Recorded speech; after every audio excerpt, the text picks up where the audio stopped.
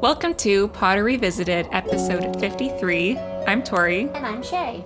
Today we are covering chapter 16 of Prisoner of Azkaban, Professor Trelawney's prediction. Or, as we like to call it, the unjustice of the justice system. So we ended off the last chapter with Harry winning the Quidditch Cup for Gryffindor, and he's super pumped, and the excitement lasts a whole week, but then, exams are happening, so. Yeah, reality hits hard. He talks about all he wants to do is sit out on the grounds and drink iced pumpkin juice. And what is the thing with pumpkin juice? This is what I think. I think because it's a cutesy kids book still, like it's still for the younger readers, witches and wizards are still deeply connected with Halloween. And I think they're like, because for like this level of reader or this generation of people, maybe like a culture of what wizard is or magic is hasn't really been established. So the author leaned a lot on Halloween because that's something people already associate with witchcraft and wizardry. So she's like, what else is Halloweeny and therefore wizardy? Oh, pumpkins. Okay, they're going to drink a lot of pumpkin juice. They just love the stuff. Is that something people do in real life, though? Drink pumpkin juice? I don't think, I love pumpkin spice. Not just pumpkin spice lattes, but those are delicious. But I have pumpkin spice in my spice rack, and I'll put it in my coffees. I'll mix up and boil a tea with it. I'll make pancakes. Pumpkin spice pancakes with apple is so good. Or pumpkin chocolate chip muffins or cookies. But just pumpkin juice, it doesn't appeal to me necessarily as the ideal flavor. Because pumpkin spice isn't actually made of pumpkin. It's just a seasonal. So, actual pumpkin is not delicious. Pumpkins are generally kind of bland. Yeah. The pumpkins you're supposed to cook with aren't even the same as the pumpkins you carve. So, they're kind of separate things. I don't know. But I understand that it's, leaning on an existing culture of, okay, we'll just borrow from Halloween because I don't know what wizards like yet. But it's exam season, which is terrifying, even though I have not been in school in 8 years. Exam season or anxiety season? They're both the same thing. But Harry and Kyle are kind of writing, they do an exam for each of their subjects. But Fred and George are writing their owls, and Percy's writing his newts this year, which is a fun little, look into what Harry's going to be doing later on. Yeah, so I guess in the other, the specialized testing is in, I believe it's 5th year and 7th year. So those are the two main testing years. But besides that, it's just you get marked on what you've learned that year by each teacher in each class just to show that you've learned stuff and you can progress. But the newts and the owls are more standardized testing. So to me, the newts are the SAT for Americans, sort of one test that covers everything you should learn that gives future employers or colleges or universities an understanding of where you stand. That's standardized so they don't get confused between which schools taught which things, which schools didn't. It's just, this is the test. We can judge you based on this test. Everyone gets this test. So I think that's probably how the newts and the owls work. But it's interesting because the newts make sense. It's the end of school, but the owls are just kind of in the middle. To me, the owls... I feel it's kind of prerequisites to get into certain classes because Harry needs certain marks to take certain classes the following year. Yeah, and maybe to get into It's more specializations into what you want to do when you leave school. So the grades you get in that exam determine what classes you can take, and then those classes you take determine what, career options you have when you leave school. It mentions that Percy needs top marks to get into the ministry. Yeah. But what is universal is that exams suck. The fact that they have 2 exams in one day, and the only amount of time they have between the 2 exams is their lunch break. I almost feel I need to focus at one thing at a time. There's only so much room in my brain. So, until I'm done one exam, I can't fully be prepared and focus on the next exam. So I would absolutely do horrible on my second exam because the only window I have to just put it in my brain alone, that information is so small. And it's even worse when you think that their astronomy exam is at midnight and then they have an exam again the next day in the morning. So I go to bed at 9. I'm in bed at 9. If I had to be up at midnight for an exam, I'm sleeping till noon the next day. And that's that. That's crazy. Yeah, I feel it's hard because the way we did exams, but we were also in a semester system, so we only had 4 subjects per semester, so you only did 4 exams. at the end of that semester, and they were only one exam a day, and usually they were kind of spaced out. Yeah. So you only had to focus on one subject each day, which was nice, but they have to do 2 a day, and then Hermione has to do 4 a day. Which is madness. Absolute madness. Like, I know she's smart, but wow, that's too much. It's too much. I would cry the whole time. Yeah, I feel like it should be spaced over at least 2 weeks just to give them like breaks to revise and stuff. But Hagrid sends them a letter letting them know that the ministry's coming to do the appeal at Hogwarts, and they're bringing an executioner. And Ron and is like kind of upset because he's done all this work for the appeal, and like it basically seems like they've already decided they're going to kill Buckbeak if they're bringing an executioner. Yeah, it seems like you can't even like accurately judge an appeal if you already have like. In court cases, usually you determine guilty or innocent, and then you determine the sentencing. It's like doing the sentencing in the jail cell. It's like, you're already going to be in jail. This is just a formality. Yeah. Yeah, it's like saying, okay, you're going to find out if he's guilty and sentenced to death or innocent. Like, in that moment, there's no, like, shades of gray for sentencing. Even if they continue to find him guilty, there's no, like, he has to pay a fine, or he has to go to hippogriff prison for a few years, or do some hippogriff therapy, or, like, hippogriff restraining order. It's hard seeing, like, them being kind of faced with, like, the corruption, because it's, like, their first kind of, like, experience, which is, like, the ministry doing things, and then Ron's just kind of being like, this isn't justice, and it's not, but that's just the way the world is. Governments are corrupt. It's very much that childlike sense of wonder of, like, peoples whose jobs it is to take care of us and protect us, will always take care of us and protect us and have our best interests at heart, which is just not the reality of the world, but there's such a, like, childlike sense of, like, belief in those institutions. Alas, their rose-colored glasses have fallen off. Now they're all jaded like us.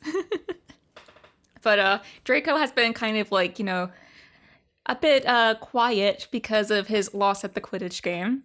But now he's kind of back to being his old stupid self because he is excited that Buckbeak's gonna get killed. He's kind of sociopathic. Yeah, he's like, I'm totally over sucking at sports because I'm so cool, I got an innocent animal killed. So cool. Yeah, I do find the way that Malfoy's just being, annoying, and Harry's like taunting Malfoy but imitating Hermione slapping him. Yeah. A little bit of gold there, but Malfoy really sucks. Yeah. So the book goes kind of into detail about all the different exams they go through, which is kind of fun. The Charms exam, I take a bit of an issue with the way they do it, because one of the spells they're tested on is the cheering spell, and they do it on each other, and, like, Harry goes a bit hard with the cheering spell, and Ron gets the giggles, and he's to, like, sit in a quiet room for an hour before he can do the exam, and I'm like, it takes me a long time to, like, get in the headspace to write an exam. If I'm supposed to write the exam in 10 minutes, and someone else's spell puts me behind by an hour, I'd be so stressed.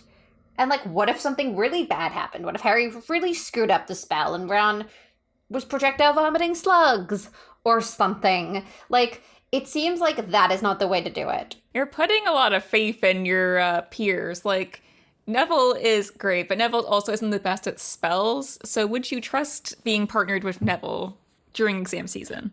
And it's just, like, it shouldn't be for students who are about to write an exam. Like, it almost, this might sound a bit weird and cruel, but, like, an interesting learning experience would be if they do this spell on first years, and it's part of the first year's final exam to, like, see how practical exams are done, because your first year you've never done a practical exam before, and Charms is the first one that at least the third years are doing, so it'd be interesting for them to have the experience of, like, okay, this is what it is, you're one-on-one in a room with a teacher, or you're in front of the whole class, and, like, I think that would be interesting, because then the other person is, like, learning something, and it's, like, a baby step towards them having to do practical exams of their own, but also, like, if that's their exam, they don't have to go and then write that exam after or perform that exact spell. It's just the experience of, like, understanding how the exam process works.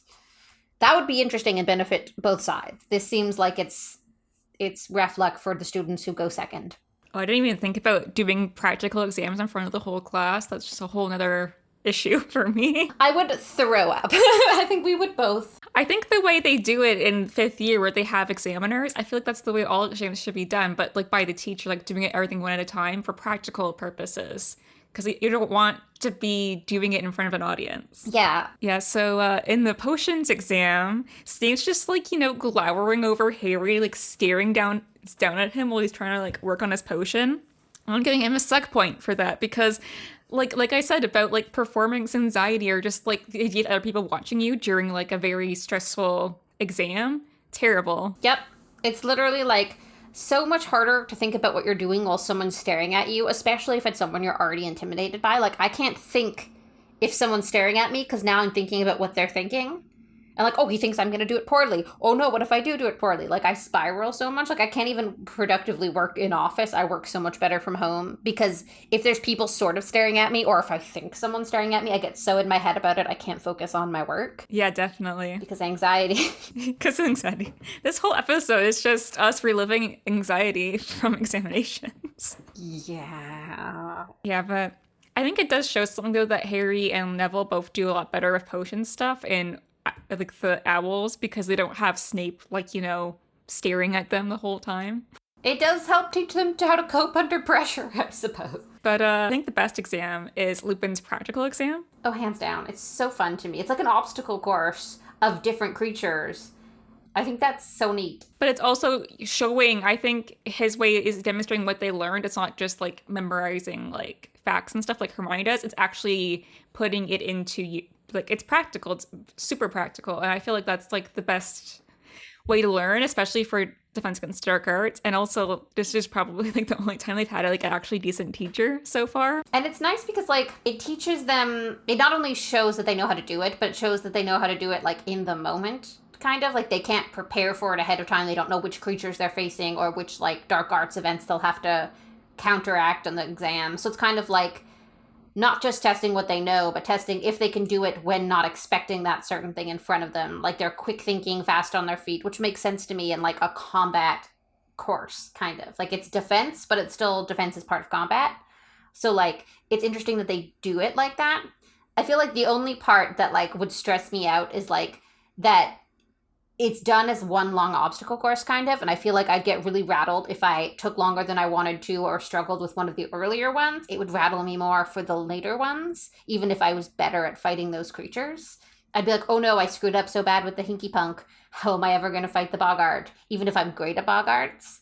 But I feel like that's just a me thing, and no exam will ever be perfect in my mind, but like, generally speaking, it seems cool. It shows how this is kind of where Harry's excellence in Defense Against the Dark Arts kind of like comes to light because this is a practical test and Harry is great at thinking under pressure, just kind of like acting and reacting, just very resourceful in that point. And that's where it does better than Hermione because it's practical and it's just like real life experience, where Hermione's just very book smart and she kind of loses her cool because Hermione can't think on her feet under pressure very well. So this is kind of where it shows Harry's just kind of like really good at this. I feel like Harry has really good like reflexes, like not just in sports but in real life. And I don't know if that's just like I have terrible reflexes, for example, but I feel like if someone threw a ball at me that I wasn't expecting, I might block it, but there's no way I'm catching it. But Harry's totally catching it. And I think that's a big part of like combatant magic is like not only is something unexpected coming at you, but his brain is able to like slow it down long enough to identify what it is, think about what potential solutions there are, and select one.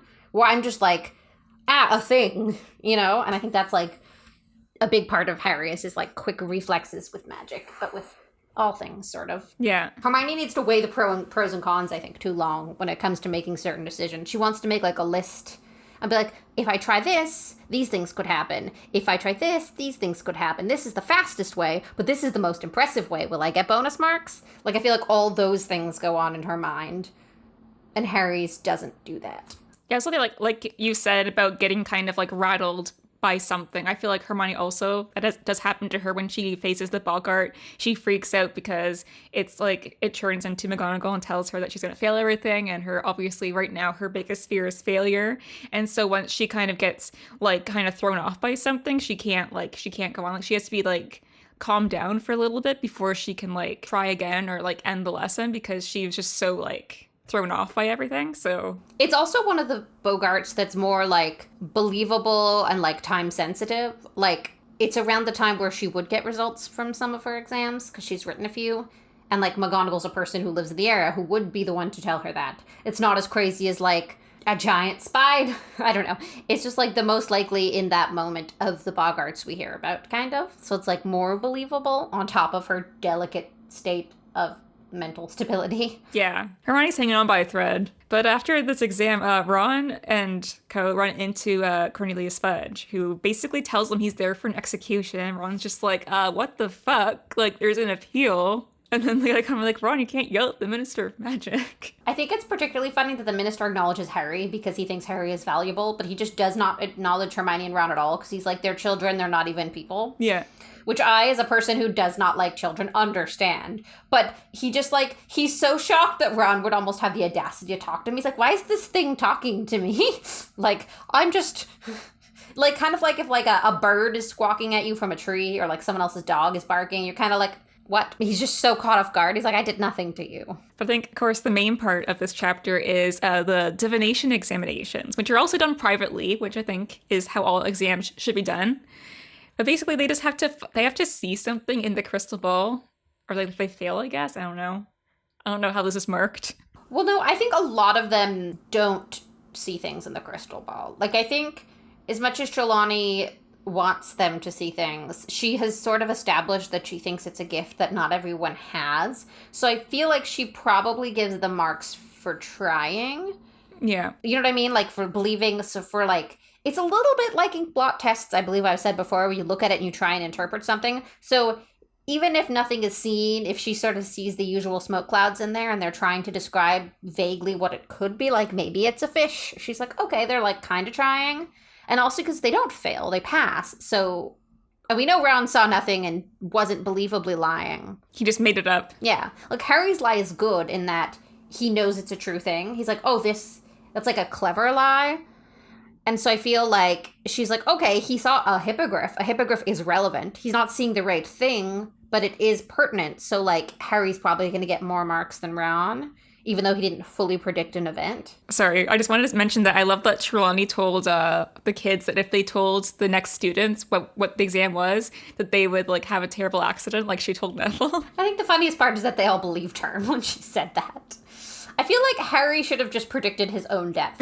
Like that, and everyone should have just predicted Harry's gonna die. Ron could have faked that, so, like, whoa, it looks like Harry, there's something after you. Harry! And just get emotional. He doesn't even have to describe it very well. He just needs to say Harry and sound traumatized. And she'd be like, full marks. What I find interesting is that Harry decides to make it up because that's what Ron did. And so he just says he sees a hippogriff. And then Trelawney's like all excited, like, oh, you've seen like the outcome of Hagrid's trial. Like, and she's trying to get him to like reveal this, like, this bloody, gory mess. And he's like, no. Is it dead? Is it decapitated? Is there blood everywhere? Is it gushing? Is Hagrid crying? Is there trauma? But Harry predicts Buckbeak flying away, so I have to say Harry is a seer, confirmed. It's easy to predict things when you have a control over the outcome. But there is a twist at the end of Harry's examination because Trelawney goes into a trance and actually does a real prophecy about the Dark Lord. He shall rise again, and his servant shall return, blah, blah, blah. But I was wondering if all seers have, like, they go into a trance and they don't remember doing a prophecy, or is it just Trelawney? I feel like it can't just be her, because we know that, like, the seer who writes their textbook, Cassandra something or another, must be more aware or conscious of it because she was able to write a textbook on how she does it that is viewed as legitimate. Like, I think Cassandra is the same textbook writer that, like, they even look at that text later on when, like, the centaurs are teaching divination. So I think it's, like, she's seen as a somewhat legitimate. Like, clearly what she's describing is a legitimate process, and if they're able to copy it and she's able to be that self-aware that it's happening, it can't entirely be unconscious for all seers. I just wonder if Trelawney maybe blocks out her subconscious because she pretends that she's a seer, but then she actually is a seer, but she, like, I don't know, there's a part of herself that it doesn't fully believe in herself, so she's not aware of it when she's making, like, real prophecies. The rare, real prophecies would sort of delegitimize the feeling she gets for fake ones or her made up ones. And she's like, I'd rather think I'm right all the time and be lying than be right very rarely. Yeah, she kind of lives in her own reality. Yeah. The standard by which she judges what is real or not is completely skewed if real prophecies are dramatically unconscious and she does a weird voice and like she isn't there for it. Yeah, because she completely does not remember it. Harry's trying to tell her, and she's like, no, you must have fallen asleep. But thinking of prophecies, there's a lot of prophecy talk later in the series that basically prophecies are like only become like fulfilled when people act on them. So like she predicts that like Peter going back to Voldemort, but would Peter have actually gone back to Voldemort if it hadn't been for Sirius starting all like this like chain reaction? I always found that interesting to consider. Yeah. Although Sirius started most of it before she made this particular prediction. I feel like in the case of predictions where you are involved in the outcome, it's really easy to skew it. And I feel like if you told Devil he's going to fail his exam, he's going to fail it because he's so stressed about the possibility of failing it now. Like he has that control over it, kind of. Like the power of the mind, basically, like placebo effect. But I think if the people involved in the outcome don't know the prediction is made, I don't think the prediction can have a play in the results. It is true because Voldemort only heard half of the original prophecy about Harry, and he kind of fulfilled it by going after Harry. Harry leaves the exam kind of confused, but he can't really tell Ron and Hermione about it because at that moment they get a note from Hagrid saying that he lost the appeal and Buckbeak's being executed that night. Poor Bucky. I do wonder what would have happened if Harry had actually like told Dumbledore or something about this like strange prophecy. I mean, Dumbledore's probably like, oh wow, fun, another chance for Harry to learn about not dying by almost dying. Good luck out there, Harry. Don't forget you have the invisibility cloak. Why don't you go visit Hagrid? Like, classic Harry business. Classic Dumbledore manipulation. I do love this moment where Harry's kind of being like, oh, if only we had the invisibility cloak, and Hermione goes off and get it, and Ron's just like, Hermione, like, what's going on with you? You're just, like, doing all these things out of character and, like, being cool. It's totally out of character because it's breaking the rules and it's risky, but it's also, on the other side, in character for her to be like, there's a problem.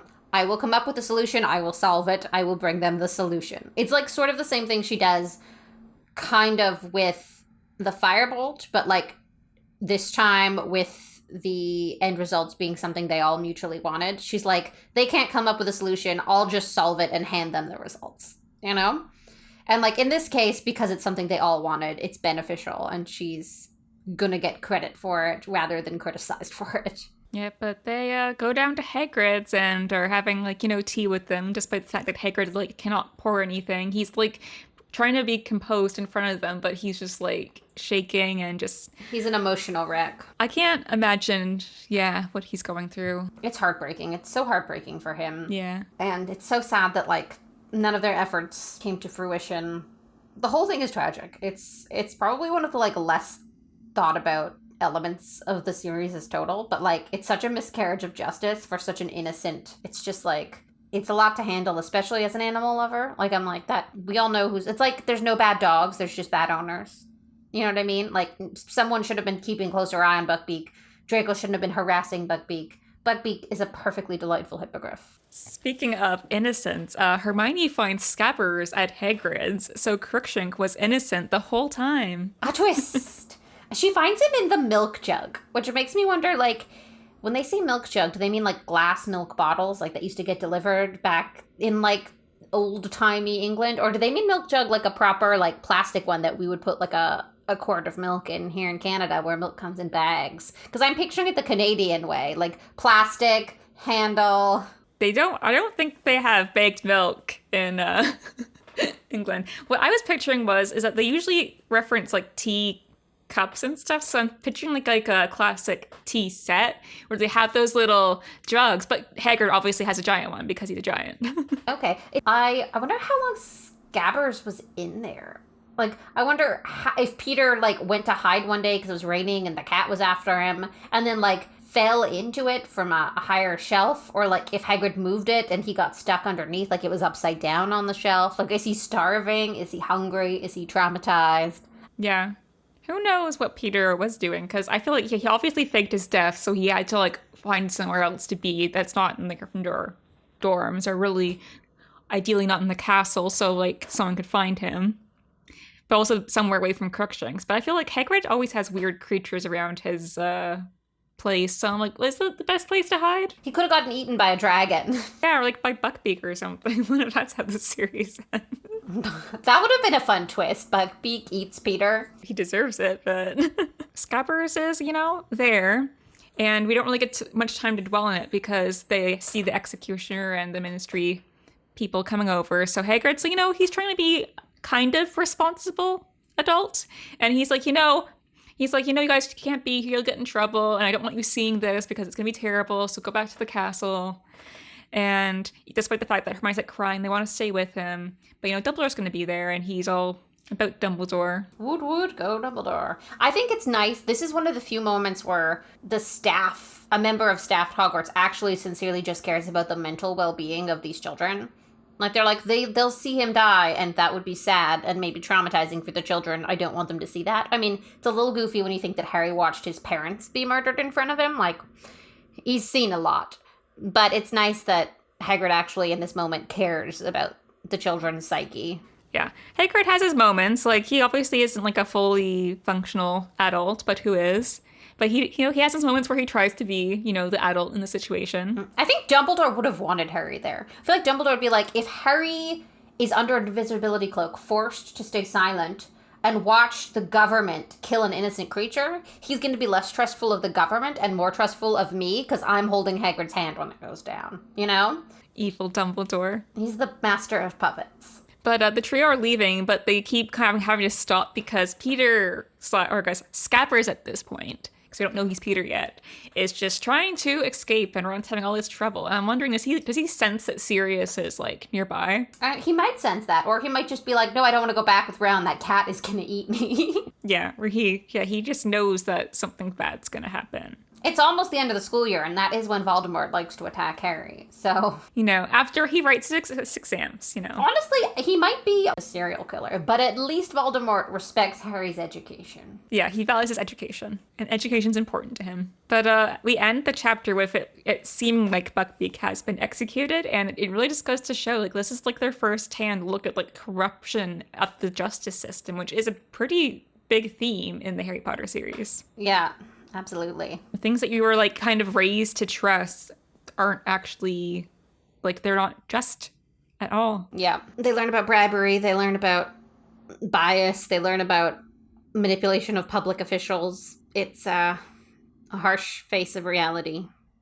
But the bright side, they also are going to learn that, you can find sneaky ways of overcoming those things, like magic. But this is kind of our last chapter before things get really serious. That was kind of unintentional, but it worked out. But things are going to get serious in the next few chapters as the plot really hits its climax. Yeah, do you have any kind of, last thoughts about this chapter before we wrap up? Any last thoughts? It reminds me of having exams to write as a student and gives me a lot of, it reminds me how horrible that was. Yeah. The stress, the trauma. It also makes me wonder, I hope every exam has a practical and a written section, because even though I think practical is more important, I think there needs to be an option for people to still get marks who memorize things but maybe aren't as talented, I think it'd be good to have a written section as well. Yeah, I just feel like this book's kind of really opening us up into the corruption of the wizarding world. It's already kind of stirred this early, which I don't really think I picked up on reading this as a kid, but just seeing like the gross injustice of what's happening to Buckbeak, who is completely innocent in everything, and how it doesn't really matter because it's just the way the world is at this point, and kind of feel like that's growing up, being 13, 14, and really seeing how the world starts to affect you as you're starting to become a teenager/adult. And the inclusion of things like judges and executioners does a good job of doing what each book does, which is expanding the wizarding world a little bit more. We got to know a bit kind of about auras, a little bit about wizard justice when Hagrid was falsely arrested in the previous book. But in this book, we're made aware of there's whole trials, there's judges.